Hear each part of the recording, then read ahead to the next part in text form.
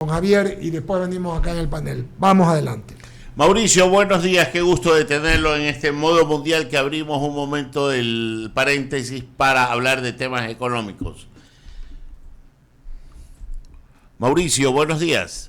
Sí, buenos días, Ramiro. Un gusto estar con ustedes, a la orden. Bien, cuando el gobierno nacional en la reforma presupuestaria comienza a decir de la inversión social, mete todos los rubros que dice, y el ministro de Economía nos los dijo aquí en esta mesa, diciendo que es como se había hecho antes, que se haya hecho mal antes no quiere decir que hay que seguirlo haciendo mal, porque un poco diseccionar el gasto, la inversión, es interesante para saber a dónde va el dinero efectivamente. ¿Usted qué punto de vista tiene sobre este asunto?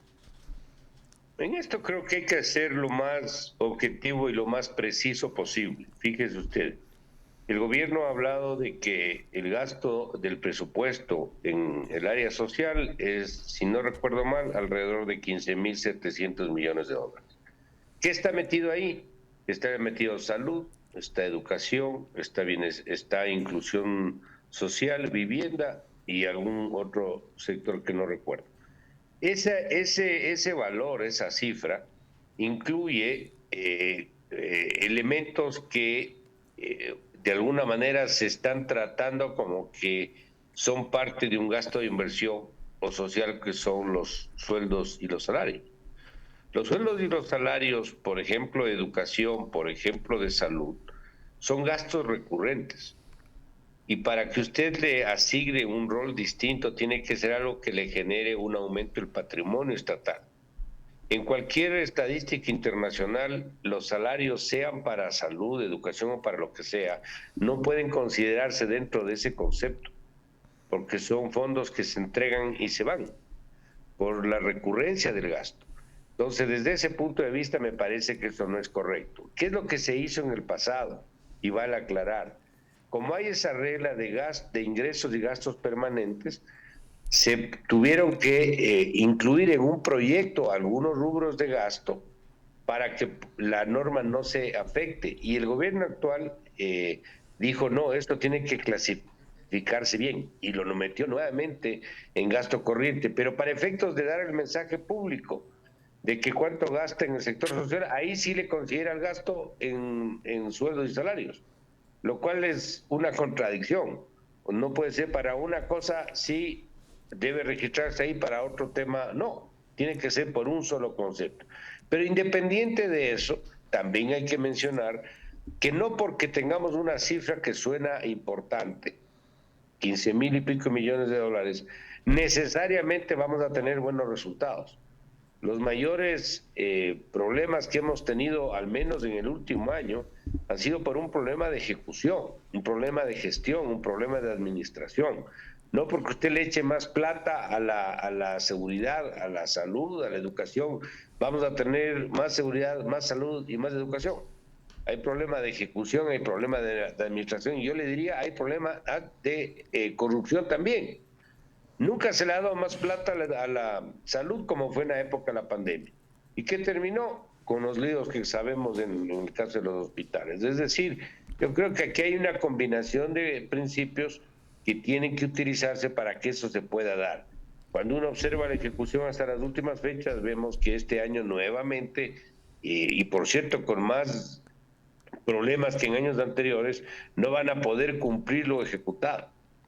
Entonces ahí obviamente el ministro de Finanzas tiene toda la argumentación para decirles a los representantes de otros ministerios y de sectores, ¿para qué quieren más plata si ni siquiera pueden gastarse? Entonces sí es importante, creo yo, entender bien cómo son estos conceptos para que tengamos una lectura un poco más precisa. Mauricio, siempre es bueno para nuestra audiencia ponerlo y aterrizar esto en un ejemplo doméstico. En el presupuesto familiar, ya dice diferenciar los gastos. Una cosa es el gasto en educación de los hijos, en el seguro de salud, en la alimentación, pero diseccionar en la alimentación si se come pollo o langosta, o el seguro si se tiene el seguro más completo o el seguro menos completo. Pero también hay otras cosas que se podrían chequear y que son bienestar familiar, como serían los viajes. ¿Por qué digo esta disección? es un poco para saber dónde recortar en lo ineficiente o en lo innecesario o en lo que no es oportuno gastar por la situación de estrechez económica de un presupuesto y en lo que es imperativo gastar. ¿No le parece que tener esta radiografía sería lo ideal para saber dónde coger la tijera de recorte? Bueno, si usted hace un análisis del presupuesto que se acaba de enviar a la Asamblea, se va a dar cuenta que lo que está previsto en sueldos y salarios solo del gobierno central, porque este es el presupuesto, recordemos, del gobierno central o lo que se conoce como presupuesto general del Estado. Esto no es toda la esfera pública. Aquí no está el Seguro Social, aquí no está Petroecuador, aquí no están los gobiernos seccionales tampoco. Entonces, dicho esto, ese gasto en sueldos y salarios asciende casi a 10.000 millones de dólares.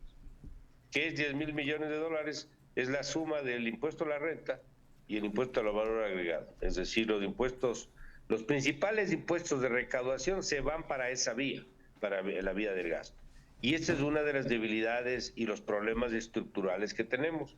Un Estado sobredimensionado, un Estado totalmente obeso, que no permite gastar en lo que al país le conviene que se gaste, es decir, en obra pública, porque la obra pública, hay una línea ahí media sutil, es también obra privada, porque la obra pública termina subcontratando al sector privado para vialidad, para infraestructura, para construcciones nuevas o para lo que sea, termina afectando positivo o negativamente a la actividad privada. Entonces yo cuando ajusto la válvula del presupuesto, que es lo que está puesto por la vía del gasto público, lo que termina ocurriendo es que termina afectando la posibilidad de una recuperación económica más dinámica. ¿Cuál es el resultado o cuál sería la consecuencia, es la palabra y la pregunta, de la idea fija que tiene el gobierno nacional de reducir el déficit fiscal en relación a la inversión pública? Si la reducción del déficit fiscal es a través de una contracción de la inversión, usted puede ganar en estabilidad macroeconómica, pero perjudicar la recuperación y por lo tanto algunos indicadores que también son meta, como es el empleo. Es imposible generar mejores niveles de empleo con una reactivación económica muy débil. Es preferible ajustar un poco las metas y probablemente inclusive postergar algunas de ellas a cambio de un proceso de recuperación económica mayor. A veces lo perfecto es enemigo de lo bueno. Yo prefiero tener un déficit fiscal del 3% del PIB con un crecimiento económico del 5%, que un déficit fiscal del 2% con una recuperación económica o un crecimiento económico del 2 o del 3. Entonces, en esto hay que, de alguna manera, abrir y cerrar la mano para poder generar un ambiente, inclusive para que sea políticamente sostenible. Porque si usted tiene reservas internacionales altas, 7, 8, 9 mil millones, pero la gente va a un hospital y ve que no tiene insumos médicos, no tiene el material necesario que le den una atención médica de calidad, lo que termina es cuestionando el manejo macroeconómico. ¿De qué me sirve a mí que el gobierno tenga esta cantidad de plata en las reservas cuando no tengo yo el beneficio de un mejor servicio público? Entonces, hay que saber regular eso un poco para que inclusive el manejo económico se vuelva viable en el tiempo. Es como estabilizar la glucosa y dejar libre a los triglicéridos. No se muere de diabetes, pero se muere de un infarto. Le paso a Javier Segarra, que continúa con la entrevista. Gracias, Ramiro Economista. ¿Cómo le va? Buenos días. Un gusto tenerlo en la plataforma de 99. Dice en la proforma que el déficit fiscal se reduce, lo voy a leer textualmente, a 2.630 millones de dólares de los 3.783 millones que constaban en el presupuesto del 2022. La pregunta es cómo van a lograr eso. Gracias, Javier, por la pregunta. Aquí hay que anotar algunos temas. Uno, está puesto en el ingreso presupuestario un poco más de 1.000 millones por lo que se llamó en su momento la monetización de activos del Estado. ¿Esto qué quiere decir? Por ejemplo, la venta del Banco del Pacífico. Ya sabemos lo que pasó con la venta del Banco del Pacífico.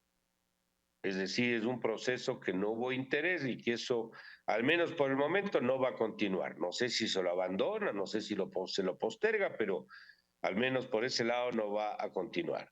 Segundo, existe la presión indígena en las mesas que están contra los temas petroleros mineros. ¿Qué va a pasar para proyectos de inversión extranjera y de, por ejemplo, la entrega de cierto tipo de inversiones que están puestos detrás de los números de la proforma en el área petrolera y minera? Con este antecedente inclusive que acaba de ocurrir.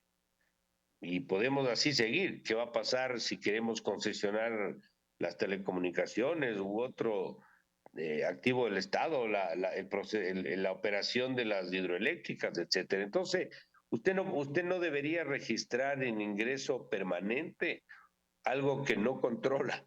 Eso está sujeto a cualquier cosa, porque si no llega a entrar, lo que va a pasar es que el déficit fiscal va a subir en 1.000 millones.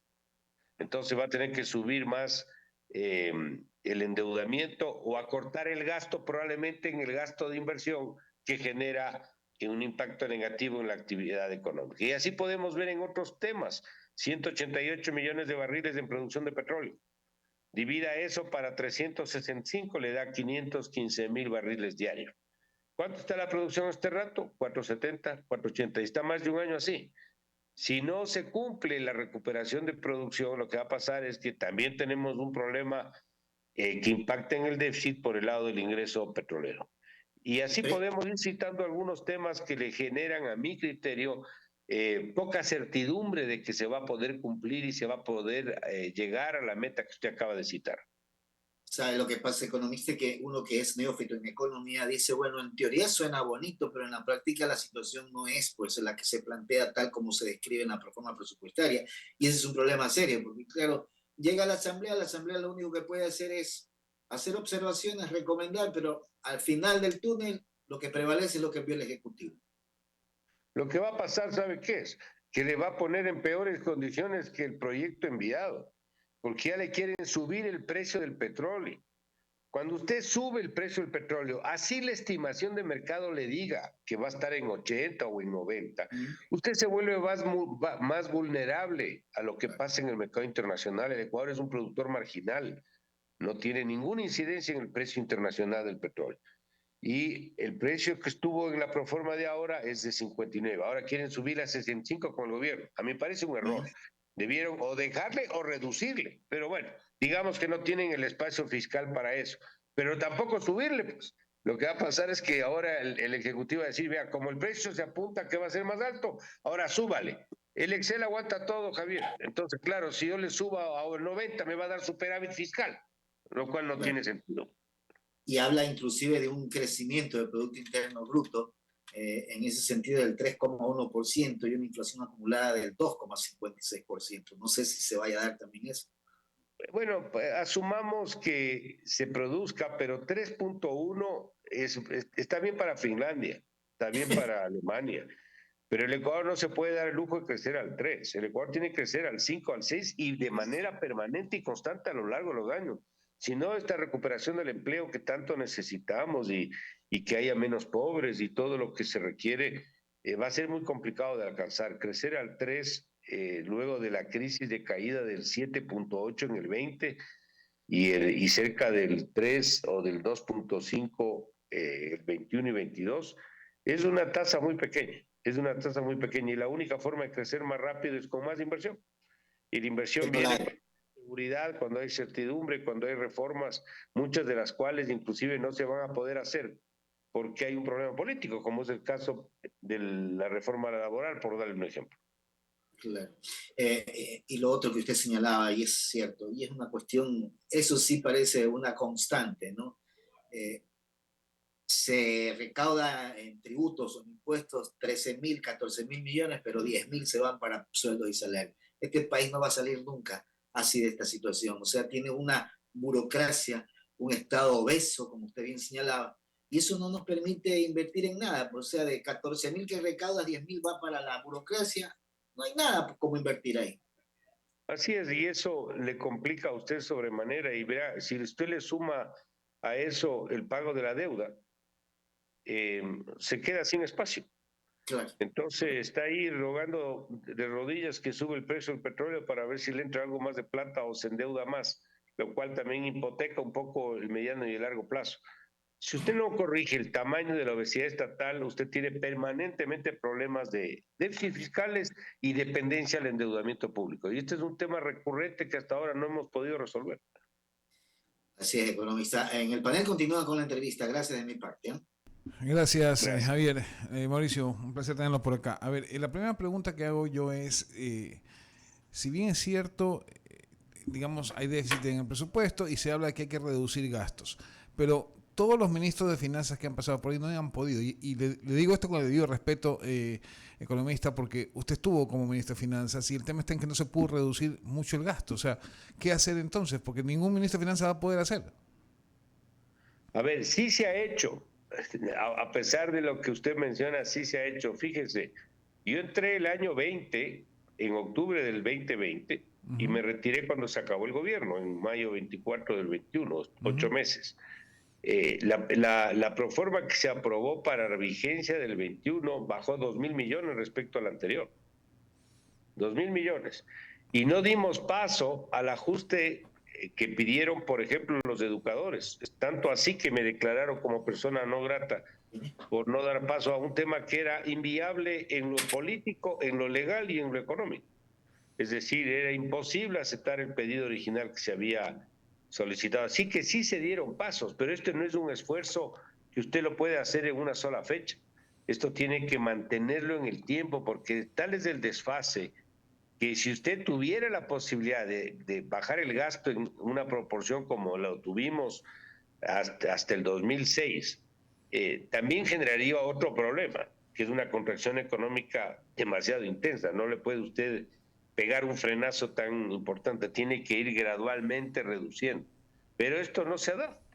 Se hicieron algunos esfuerzos en el pasado, pero no se ha continuado. No ha habido lo que se llama perseverancia en la aplicación de un objetivo que el país requiere.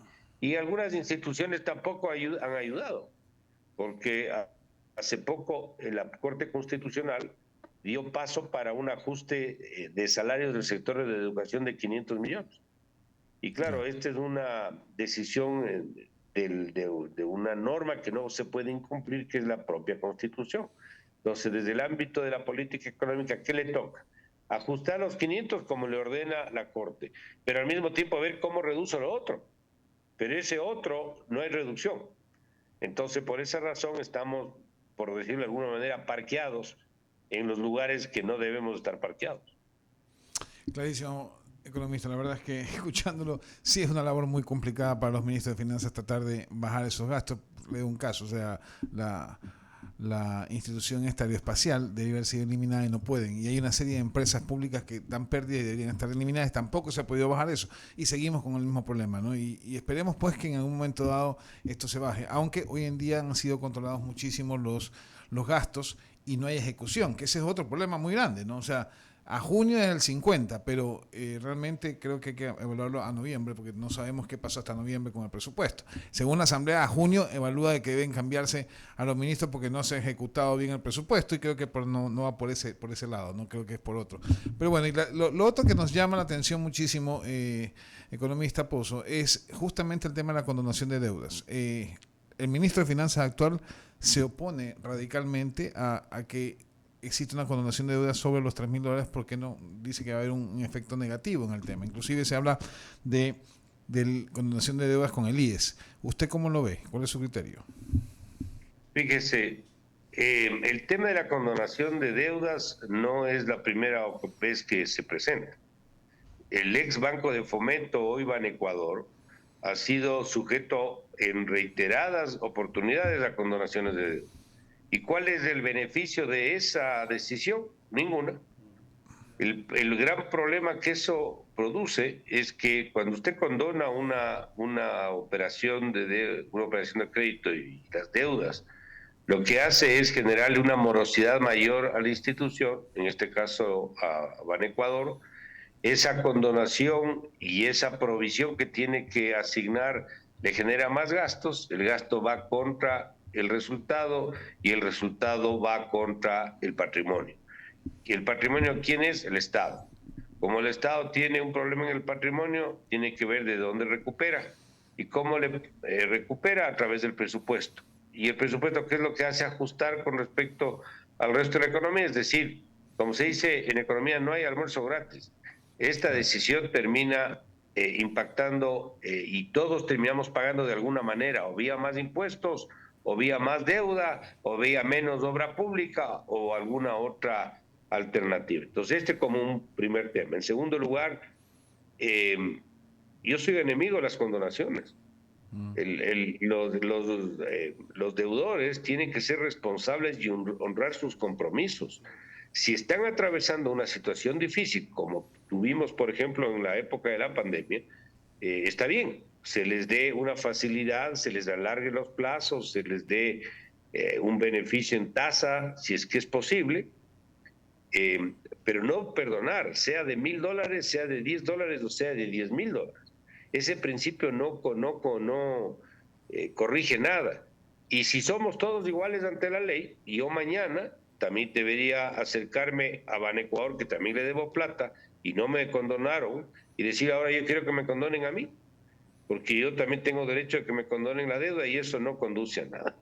Entonces me parece que eso no tiene ninguna presentación. Me parece bien que el gobierno no dé paso a este pedido. Y también anotar algo que me parece importante. Cuando usted deposita un valor en un banco privado o una cooperativa, es porque usted confía en que esa plata que usted deposita va a ser bien usada por el banco o la cooperativa. Es decir, por ejemplo, va a prestar a sectores o a personas o a empresas que van a pagar esas deudas. ¿Para qué? Para que cuando yo pida que me regresen mi plata, existe esa plata. ¿Por qué tiene que ser diferente en la banca pública? Porque la plata es del Estado y por lo tanto es de nadie. Me parece que eso no va en la línea correcta. Así que creo yo que en este caso, si el gobierno no da paso a esta situación, me parece que está haciendo lo que tiene que hacer, y a ratos me da la impresión que esto es más un tema político, que los que están pidiendo esto quieren salir con una banderita de triunfo político, pero desde el punto de vista económico y de jurisprudencia y de precedente, me parece que es absolutamente perjudicial. Economista, pero le voy a poner un caso. Un individuo que estaba trabajando, tenía una deuda y pues obviamente se queda sin trabajo, no consigue trabajo y pues obviamente no consigue trabajo no de ahora, sino hace mucho tiempo atrás, y el tema está en que no puede pagar sus deudas. ¿Qué hacer en ese caso? Bueno, no será la primera ni la última vez que esto ocurra. Esto ocurre con los bancos privados, con las cooperativas todos los días. Entonces, estos son temas que deben tratarse sobre bases de caso por caso. No se puede poner de forma transversal una decisión cuando las realidades no son las mismas. Hay gente que puede acontecer un momento difícil, como el ejemplo que usted ilustra, pero hay gente que se beneficia y sí puede pagar. Entonces eso no se puede tratar de esa manera. Esto tiene que tratarse, como explico, sobre una base absolutamente individual y ver en cada uno de estos casos cómo se puede aplicar una decisión, una política. Se le da un refinanciamiento largo, se le da un espacio de gracia para que el señor se ubique y después pueda empezar a pagar, qué sé yo. Acciones, pero tienen que ser sobre esa base y no sobre una base general, que es lo que se está buscando con este pedido. Señor economista, Pozo, le voy a dar paso a Enrique San Martín, que tiene unas preguntas para usted. Adelante, Enrique. Gracias, Jaime, y gracias, economista Pozo. No, y de acuerdo usted con esta última reflexión, porque la justicia tiene que ser para todos. Al fin y al cabo, mañana más tarde, muchos que tenemos deudas, pues también tenemos derecho a que se nos condonen las mismas. Punto 1. Y el 2 es, hace poco el gobierno anunció la licitación del proyecto de la refinería, o mejor dicho, el proyecto para refinanciar la refinería de Esmeraldas. Y va en este sentido mi pregunta, por cuanto el gobierno o la administración anterior, no la de Lenín Moreno, la anterior, invirtió 2.300 millones de dólares, 2.300 millones de dólares, para repotenciarla Y finalmente no se hizo nada. Ahora, yo lo veo desde el punto de vista de que si repotenciamos la refinería, de alguna manera eso va a generar, más utilidad de forma interna y también de forma externa, porque podremos mejorar también nuestra calidad y creo yo también en la producción de petróleo. ¿Cómo analiza usted? Bueno, la refinación de crudo es una de las debilidades del sector. Sin duda es necesario la repotenciación. Ahí, como usted bien anota, lamentablemente hay una cifra perdida, que es de un valor que algunos expertos en el área, yo no soy experto en petróleo, algo entiendo, pero no soy experto, podía haber sido de 250 millones de dólares, y como usted anota, subió de los 2.300 millones lo que se gastó sin haber repotenciado finalmente la refinería, lo cual no tiene sentido. Pero el que nosotros podamos rehabilitarle y que ésta cumpla su función me parece que es importante. Pero esto no puede ir suelto, no puede ir aislado de otras decisiones del sector. Algo que a ratos no se lo vincula de manera directa es, por ejemplo, el manejo de la política de subsidios. Los subsidios inciden de manera positiva o negativa en el resultado de la producción de crudo o de derivados, que es el caso de la refinería. Usted tiene, por ejemplo, ahí subsidios escondidos que no están explícitos. Pregunto yo, ¿cuál es el precio del barril de petróleo que le paga, comillas, la refinería a Petroecuador? ¿Es el precio de mercado o es un precio subsidiado que es cercano al coste de producción? Yo casi le aseguraría que es el segundo. Es decir, hay un subsidio escondido ahí porque no paga lo que tiene que pagar. Entonces ahí tiene un apoyo explícito del Estado que no evidencia lo que realmente cuesta producir un barril de petróleo. Entonces, si hay una repotenciación en los valores y con la forma como tiene que hacerse, y se acompaña con algunas otras decisiones como las que estoy explicando, sí va a ser de un beneficio para el país, porque sin duda eso va a minorar la importación de derivados, que es uno de los grandes gastos que tiene el presupuesto del Estado. Perfecto, economista Pozo. Muchas gracias. Le doy paso a Eduardo Mendoza. Mauricio, solamente una pregunta final, breve y rápida. La Asamblea le ha pedido al gobierno, y está en titulares desde ayer en la prensa escrita, que hay ministerios que no han ejecutado sus partidas presupuestarias. Pero me da la impresión, porque el ministro de Finanzas viene casi cada semana o cada 15 días acá a la cabina, que en algunos ministerios esto es usual y que termina haciéndose porque después de septiembre y que desde octubre en adelante, y que lo que toman o la medida que usa la Asamblea es de hasta el mes de septiembre. ¿Estoy en lo correcto, Mauricio? A ver, cuando se ven las cifras de ejecución hasta junio, efectivamente se ve una subejecución muy grande. Algunos rubros o algunos sectores tenían una ejecución pequeña del 20 o del 30%. Eso fue mejorando después. Sí, señor. Yo la última cifra que revisé fue, no me acuerdo si fue septiembre o ya octubre, pero ya había un avance mayor en ejecución. Sí había sectores con menor ejecución, sin duda alguna, pero también hay que reconocer que siempre a finales de año, noviembre, diciembre, se acumulan los gastos. Entonces, no es lineal el tema, terminan gastando bastante más en las últimas fechas, pero siempre hay subejecución. Okay. Y este año en particular, sí ha habido un atraso enorme en eso, y eso obedece a razones administrativas, de tensión, yo diría, hasta de corrupción. Porque cuando hay atrasos, por ejemplo, de pago de facturas, vienen los agenciosos que ayudan a que se paguen las facturas. Yo te saco. Entonces, eso también abre esos espacios. Entonces, me parece que siendo un problema estructural se ha empeorado en este año, sí es verdad. Hay que tomar correctivos de distinta naturaleza también, pero me parece que hay que ver cada caso en particular. O sea, El que no ejecuten y de ahí sacar transversalmente una decisión, se van afuera esto otro y esto otro, me parece que no es lo correcto. Eso hay que analizar exactamente a qué se debe en cada uno de los casos y ver si realmente el valor asignado es el que corresponde, porque también es un tema que en su momento yo tenía discusiones complicadas con otros ministros diciéndoles, ¿para qué quieres más plata si no te gastas? Y eso sí es un problema yo diría, de ancestro, que tiene que también ser corregido.